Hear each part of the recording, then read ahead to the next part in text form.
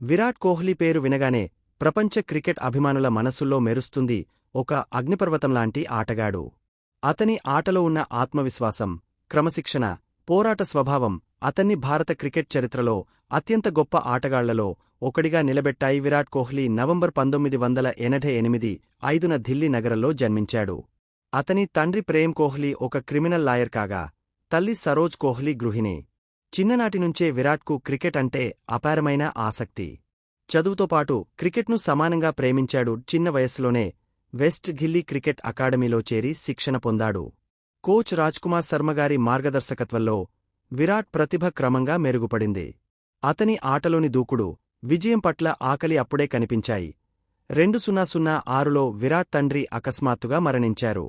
ఆ బాధ మధ్యలో కూడా మరుసటి రోజే రంజీ ట్రోఫీ మ్యాచ్ ఆడి సెంచరీ సాధించాడు. ఈ సంఘటన అతని క్రమశిక్షణకు, బాధ్యతాభావానికి నిలువెత్తు ఉదాహరణ. 2008లో అండర్ ప్రపంచకప్కు భారత జట్టుకు కెప్టెన్గా వ్యవహరించి టైటిల్ గెలిపించాడు. అదే సంవత్సరం భారత జాతీయ జట్టులోకి ఎంపికయ్యాడు.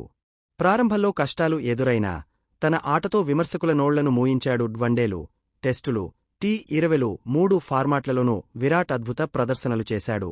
వేగంగా సెంచరీలు సాధించడం, చేజింగ్లో అసాధారణమైన ఆటతీరు అతని ప్రత్యేకత.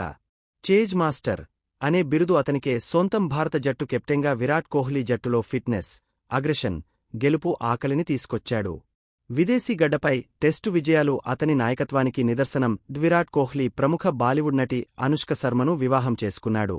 కుటుంబ జీవితం అతనికి మానసిక బలం ఇచ్చింది.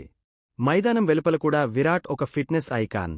యువతకు ప్రేరణ. విరాట్ కోహ్లీ కేవలం ఒక క్రికెటర్ కాదు, ఒక బ్రాండ్, ఒక ప్రేరణ, ఒక పోరాట యోధుడు.